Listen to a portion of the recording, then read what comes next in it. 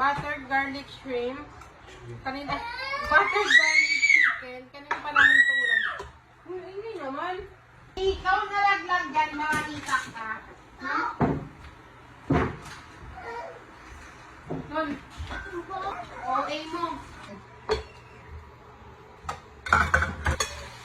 Ang unang for today is buttered garlic chicken. Ito yung tanghali, ito yung ulam namin. Hanggang ngayon, ito pa rin ang ulam namin. Okay guys, the food is ready. Okay na to.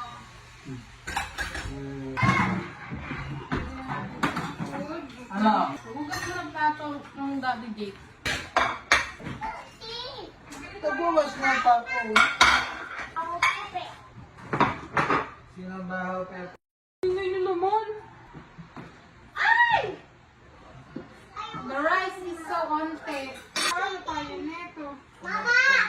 Ganyan, diet muna tayo. Buti ng wifi. Wala ng wifi. Thank you Lord for the food.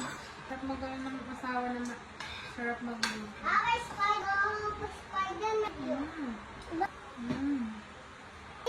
Oh, sarap.